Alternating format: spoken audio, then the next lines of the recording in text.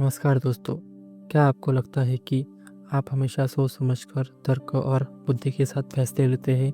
क्या आप मानते हैं कि आपकी सोच एकदम साफ और सटीक है?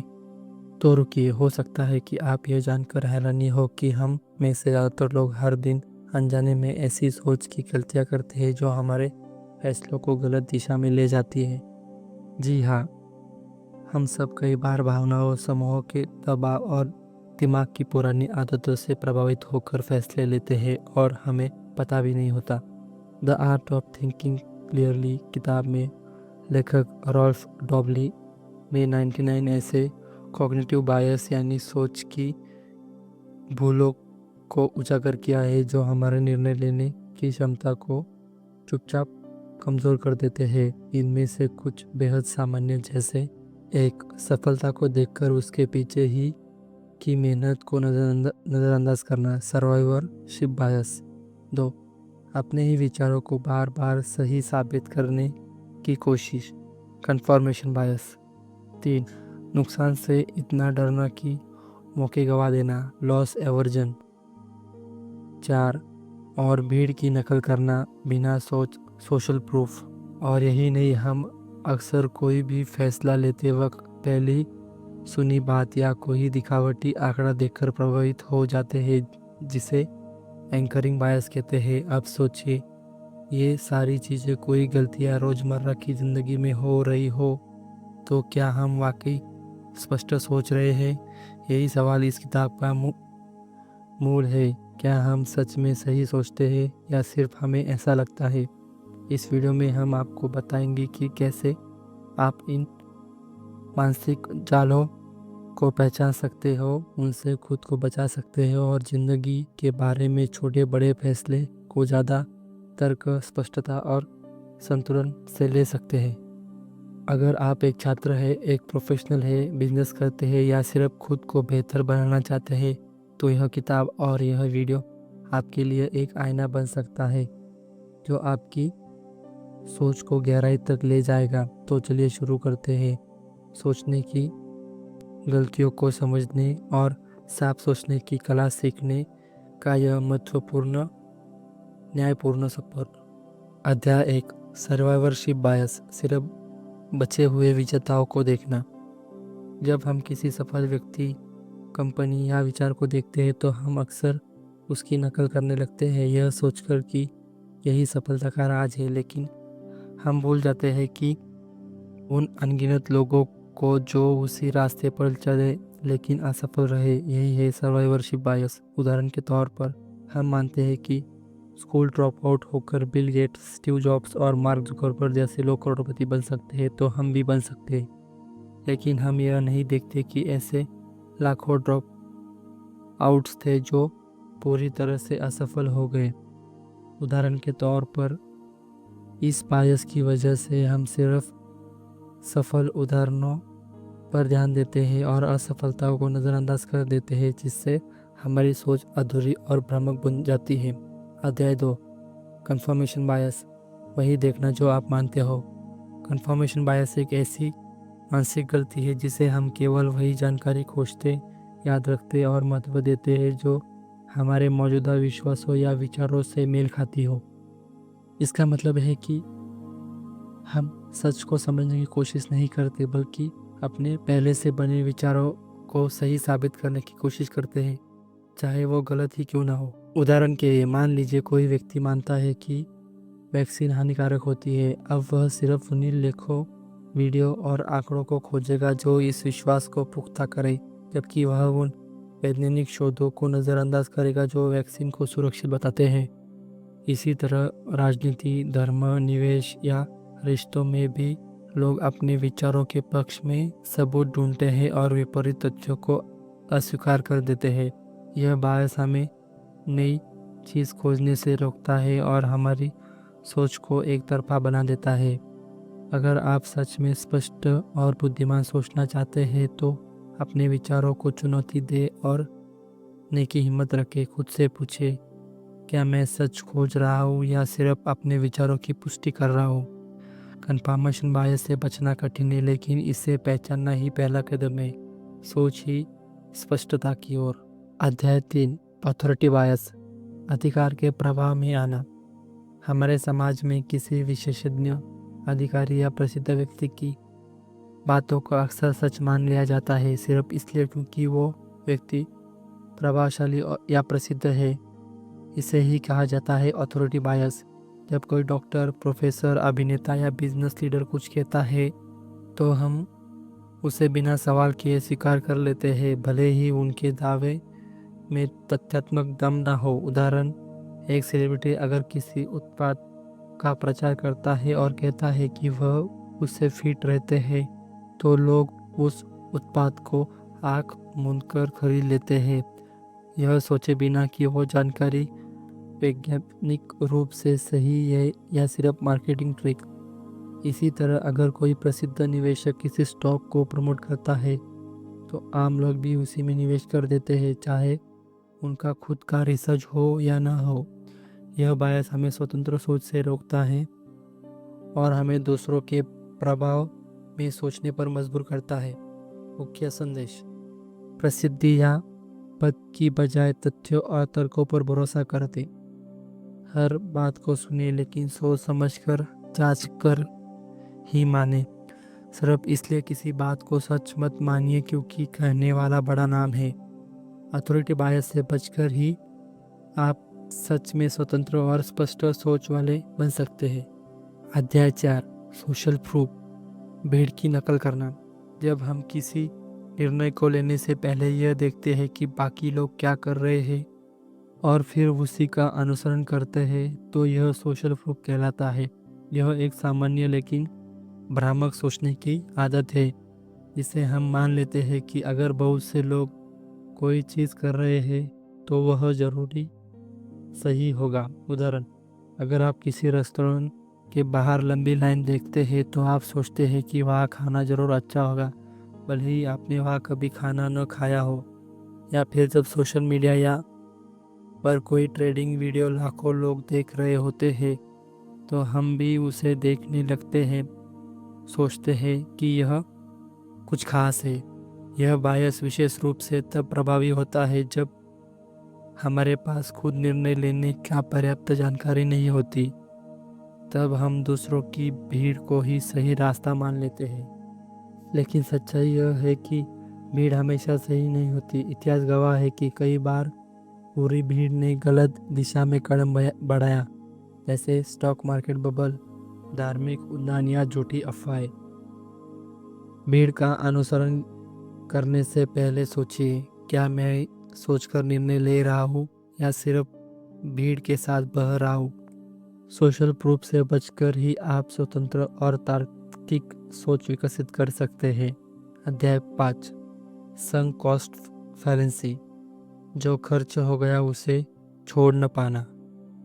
संक कॉस्ट फैलेंसी एक ऐसी मानसिक भूल है जिसे हम किसी चीज़ को सिर्फ इसलिए जारी रखते हैं क्योंकि हमने उस पर पहले से समय, पैसा या ऊर्जा खर्च कर दी है, भले ही आगे उसका कोई फ़ायदा न हो। उदाहरण लीजिए, मान लीजिए आपने किसी मूवी का टिकट खरीदा है। मूवी आपको 10 मिनट में ही बोरिंग लगने लगी, लेकिन आप सोचते हैं पैसा तो दे दिए है, अब तो पूरी मूवी देखनी ही पड़ेगी। यह सोच संक कॉस्ट फैलेंसी है। इसी तरह लोग खराब रिश्ते या घाटे वाले व्यवहार के लिए सिर्फ इसलिए बने रहते हैं क्योंकि उन्होंने उसमें बहुत कुछ झोंक दिया है। यह भूलते हुए आगे और नुकसान हो सकता है। असल में जो खर्च हो चुका है वह डूबा हुआ लगता है, संक कॉस्ट है, और उसे आप वापस नहीं लाया जा सकता। इसलिए कोई भी निर्णय भविष्य के लाभ को ध्यान में रखकर लेना चाहिए, ना कि बीते हुए नुकसान को देखते हुए। कोई भी निर्णय लेने समय खुद से पूछे, क्या मैं आगे फायदे की सोच रहा हूँ या सिर्फ पीछे की लागत का पछतावा कर रहा हूँ। सफल लोग वही होते हैं जो समय रहते बेकार की चीज़ों को छोड़ना जानते हैं। अध्याय 6: अवेबिलिटी ह्यूरिस्टिक, जो दिखता है वही सच मान लेना। हमारा दिमाग हाल ही में देखी, सुनी या अनुभव की गई घटनाओं को ज़्यादा महत्व देता है और उन्हीं के आधार पर निर्णय लेता है। इसी सोच की गलती को अवेबिलिटी ह्यूरिस्टिक कहा जाता है। जब कोई जानकारी आसानी से हमारे दिमाग में उपलब्ध होती है तो हम मान लेते हैं कि वही सबसे सामान्य, महत्वपूर्ण या सच्ची है, भले ही वह असल आंकड़ों या प्रतिनिधित्व न करती हो। उदाहरण, अगर आपने हाल ही में कोई विमान दुर्घटना की खबर देखी है तो आपको लग सकता है कि हवाई यात्रा खतरनाक है, जबकि आंकड़ों के अनुसार हवाई यात्रा अब भी सबसे सुरक्षित परिवहन साधनों में से एक है। इसी तरह अगर आपने टीवी पर बहुत सी चोरी की खबरें देखी तो आप अपने इलाके को ज़्यादा असुरक्षित मान सकते हैं, भले ही वास्तविक अपराध दर बहुत कम हो। मीडिया और सोशल मीडिया इस बायस को और तेज कर देती है, क्योंकि वही खबरें ज़्यादा चलाती है जो चौंकाने वाली होती है, चाहे वो असलियत में कितनी भी दुर्लभ क्यों ना हो। हर बार खुद से पूछें, क्या मैं किसी हालिया घटना से प्रभावित होकर सोच रहा हूँ? क्या मेरे पास पूरे तथ्य है? अध्याय 7, एंकरिंग बायस, पहली जानकारी के प्रभाव में आ जाना। एंकरिंग बायस तब होता है जब हमारा दिमाग किसी शुरुआती जानकारी या आंकड़ों से इतना प्रभावित हो जाता है कि उसके बाद के सारे फैसले लंगर एंकर के इर्द गिर्द घूमते लगते हैं, चाहे वह पहली जानकारी तर्कसंगत हो या न हो।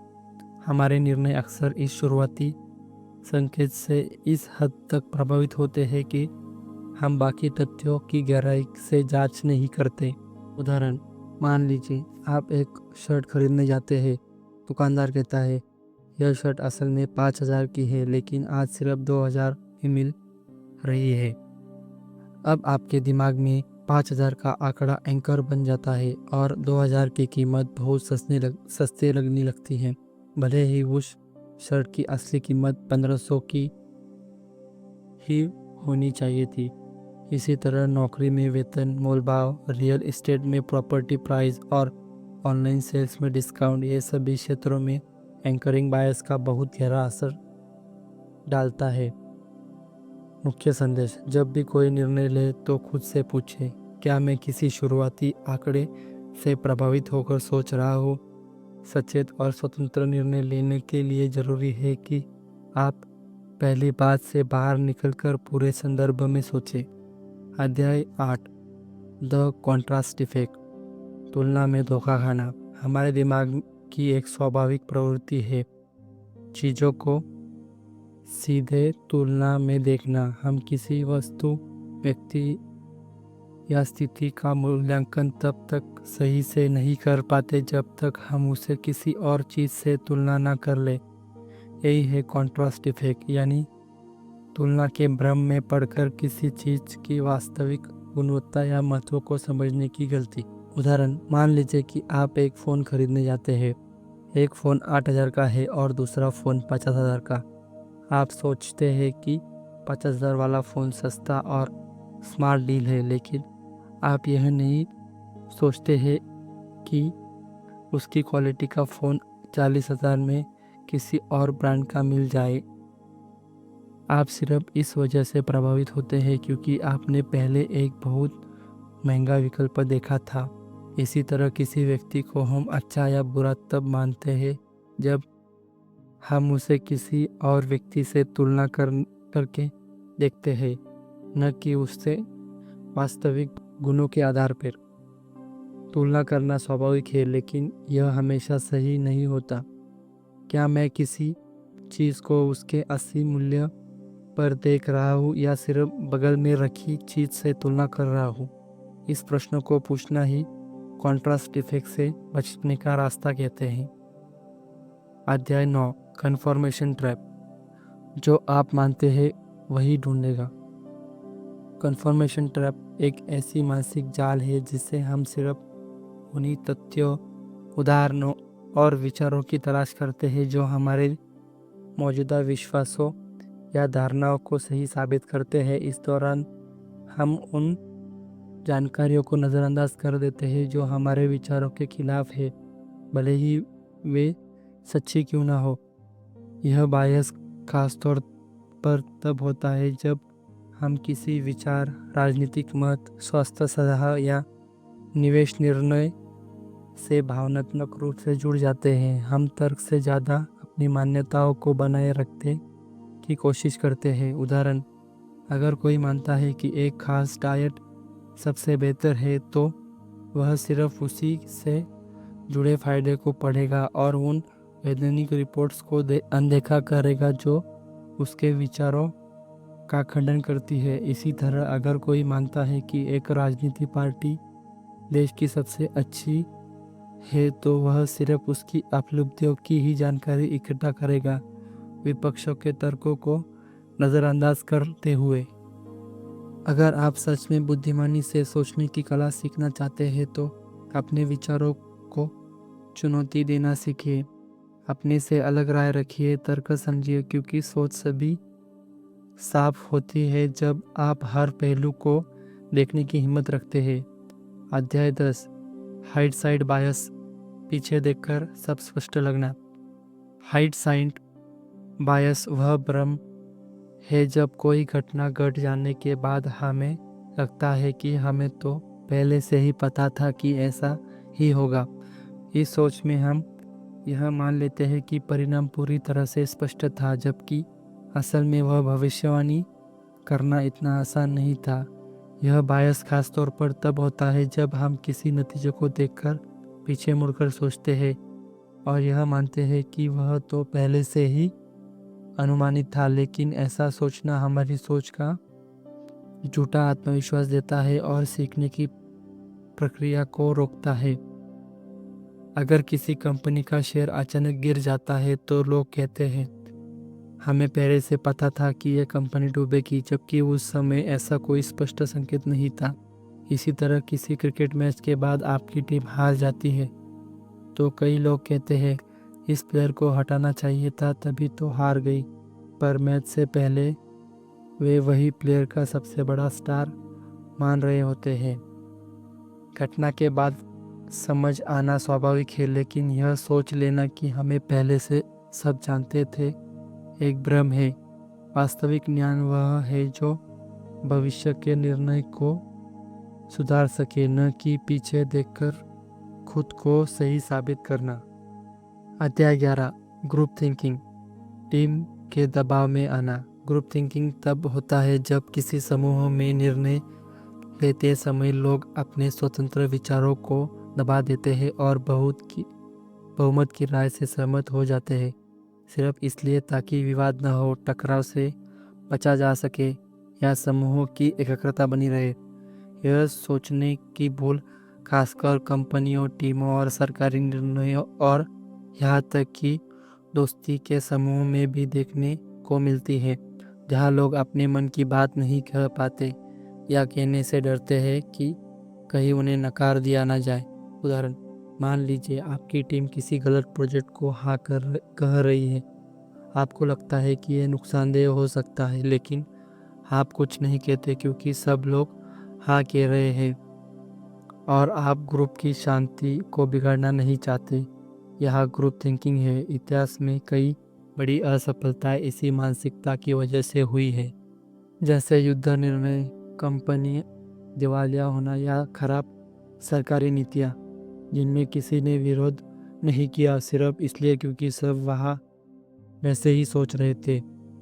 सच्ची एकात्मता का मतलब यह नहीं है कि सभी एक जैसी सोच रखें, बल्कि सभी को सच बोलने की आज़ादी हो। अगर आप स्पष्ट और मजबूत सोच रखना चाहते हैं तो ग्रुप थिंकिंग से बचना सीखिए और ज़रूरत पड़ने पर असहमत जताना भी। अध्याय 12, लॉस एवर्जन, नुकसान से डर। लॉस एवर्जन का मतलब है हम नुकसान से इतना डरते हैं कि उससे बचने के लिए हम तर्क निर्णय लेने लगते हैं। हमारा दिमाग इस तरह बना है कि 100 कमाने से उतनी खुशी नहीं होती जितनी तकलीफ 100 खोने से होती है, यानी नुकसान या भावनात्मक असर लाभ से लगभग 2 गुना ज़्यादा हो जाता है। उदाहरण, मान लीजिए आपने किसी कंपनी का शेयर 1000 में खरीदा है। जब उनका मूल्य 700 रह गया, आप जानते हैं कि कंपनी की हालत खराब हो रही है, लेकिन फिर भी आप शेयर नहीं बेचते क्योंकि आप नुकसान को वास्तविक बनाने से डरते हैं। आप सोचते हैं जब तक बेच नहीं तब तक नुकसान नहीं होगा। इसी बायस की वजह से लोग खराब रिश्तों, नुकसान वाले बिजनेस या गलत आदतों में भी फंसे रहते हैं, सिर्फ इसलिए क्योंकि वे पीछे के नुकसान को स्वीकार नहीं करना चाहते। यह डर हमें आगे बढ़ने से रोकता है। बुद्धिमान व्यक्ति वही है जो यह समझता है कि नुकसान से भागने के बजाय उसे समय पर स्वीकार करना ही असली जीत है। नुकसान से डरना स्वाभाविक है, लेकिन उसी पर डर में फंसे जाना और सोच और निर्णय क्षमता को सीमित कर देना। अध्याय 13, ओवर कॉन्फिडेंस इफेक्ट। ज़रूरत से ज़्यादा भरोसा। ओवर कॉन्फिडेंस इफेक्ट एक आम मानसिक भ्रम है जिसमें लोग अपनी क्षमताओं, ज्ञान और भविष्यवाणी करने की ताकत को हकीकत से कहीं ज़्यादा आंकते हैं। यानी हम खुद पर इतना भरोसा कर लेते हैं कि अपनी गलतियों या सीमाओं की पहचान ही नहीं पाते। यह बायस खासतौर पर उन क्षेत्रों में उभरता है जहां अनुमान, जोखिम और निर्णय लेना शामिल होता है, जैसे निवेश, व्यापार, परीक्षा या जीवन के बड़े फैसले। उदाहरण, एक निवेश को लगता है कि उसे मार्केट की पूरी समझ है, इसलिए वह बार बार जोखिम उठाता है और अनावश्यक सौदे करता है और अंत में बड़ा नुकसान झेलता है। या एक छात्र सोचता है कि उसे पूरा सिलेबस अच्छे से पढ़ लिया है, इसलिए वह रिवीजन नहीं करता और परीक्षा में औसत नंबर लाता है। अध्यायों में सिर्फ पता चला कि लोग अक्सर यह मानते हैं कि औसत से बेहतर है, जैसे 80% लोग खुद को औसत ड्राइवर से बेहतर मानते हैं, जो गणितीय रूप से असंभव है। आत्मविश्वास जरूरी है, लेकिन अंधा आत्मविश्वास खतरनाक है। सच्चा ज्ञान वही है जो आपको अपनी सीमाओं को स्वीकार करना सिखाए। ओवर कॉन्फिडेंस से बचने के सबसे अच्छा तरीका है लगातार सीखना, खुद की राय पर सवाल करना और आंकड़ों व अनुभवों पर ध्यान देना। अध्याय 14, स्टोरी बायस। कहानियों से प्रभावित होना। हम इंसान का दिमाग कहानियों को पसंद करता है। जब कोई भी जानकारी हमें कहानी के रूप में मिलती है, शुरुआत, संघर्ष और अंत के साथ, तो हम उसे ज़्यादा भरोसेमंद और यादगार मानते हैं, चाहे वह पूरी तरह सच्चाई पर आधारित हो या नहीं। यही है स्टोरी बायस। जब हम तथ्यों और आंकड़ों को नज़रअंदाज करके भावनात्मक या प्रभावशाली कहानी पर ज़्यादा भरोसा करते हैं। उदाहरण, मान लीजिए एक स्टार्टअप की सफलता की कहानी पढ़ते हैं जिसमें एक युवक ने अपनी नौकरी छोड़कर कंपनी शुरू की और करोड़पति बन गया। आप सोचते हैं मुझे भी यही करना चाहिए, लेकिन आप यह नहीं देखते कि हजारों ऐसे लोग थे जिन्होंने वही किया लेकिन असफल रहे, क्योंकि उनकी कहानियाँ कहीं दिखाई नहीं गई। मीडिया, विज्ञापन और राजनीति में इस बायस का बहुत इस्तेमाल होता है। एक अच्छी कहानी लोगों की राय, खरीदने का निर्णय और यहाँ तक कि वोटिंग पैटर्न भी बदल सकता है, चाहे उसमें सच्चाई कम हो।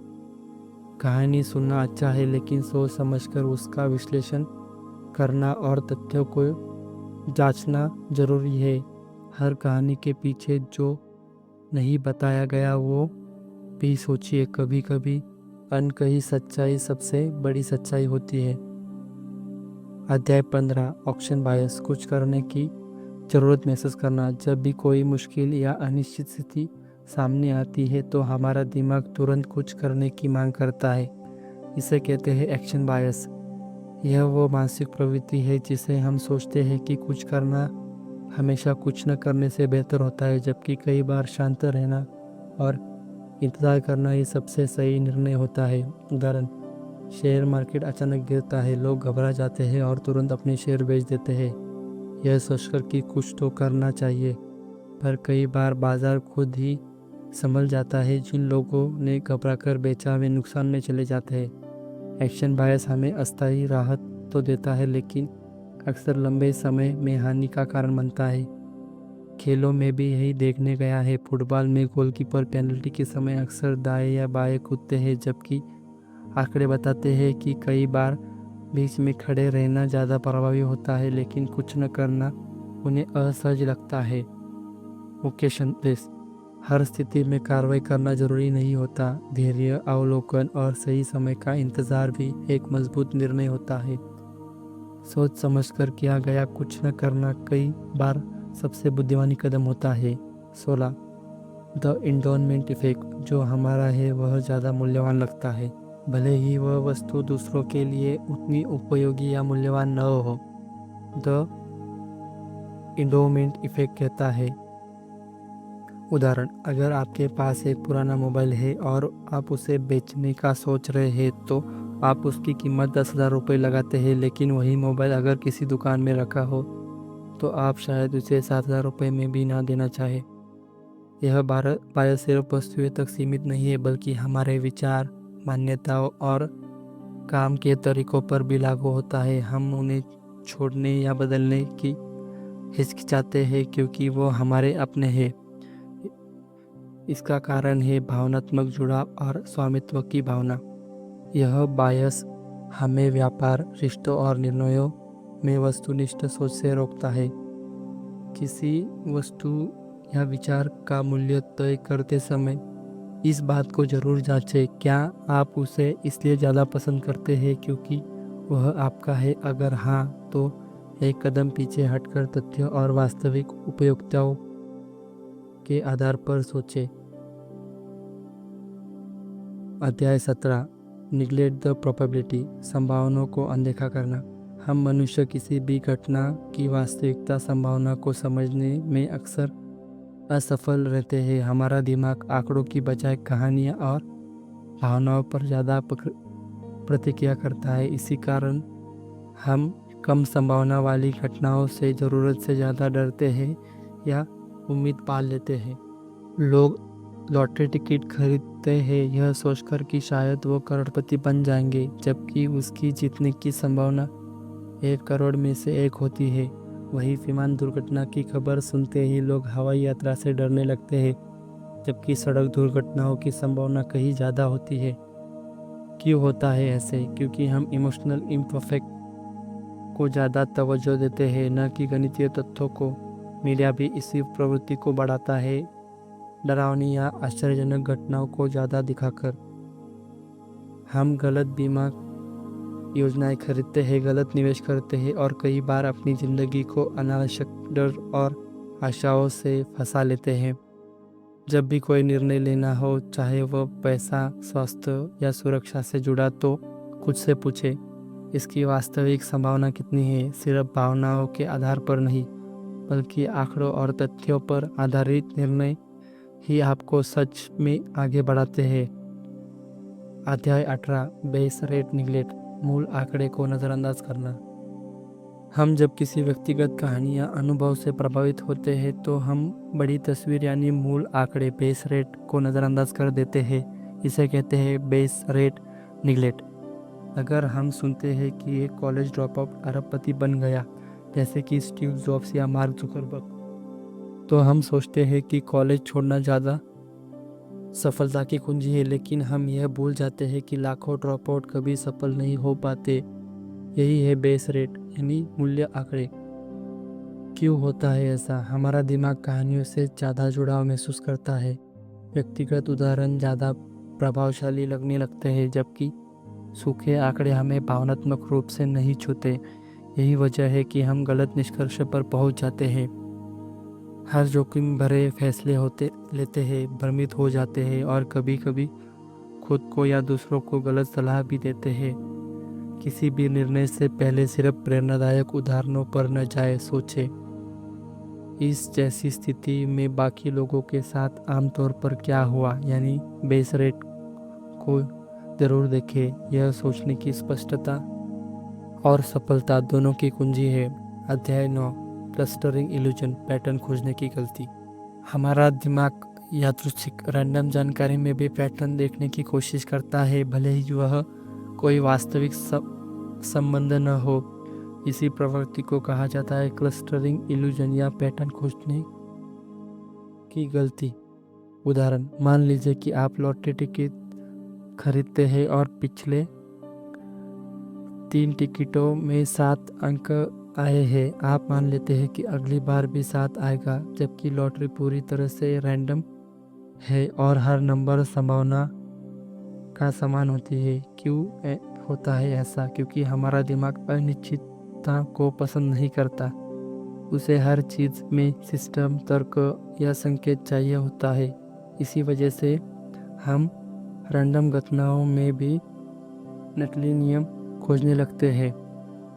हम जुए, स्टॉक मार्केट, लॉटरी और यहाँ तक कि रिश्तों में भी गलत धारणा बना लेते हैं। हम मानते हैं कि कुछ घटनाएं सिलसिलेवार होगी और राशि या नंबर का भाग्य बेहतर है, जबकि यह सब भ्रम होता है। हम पैटर्न सच नहीं होता। जब आप किसी दोहराव को देखकर अनुमान लगाए तो ठहर कर सोचें, क्या वह वास्तव में कोई नियम है या सिर्फ भ्रम।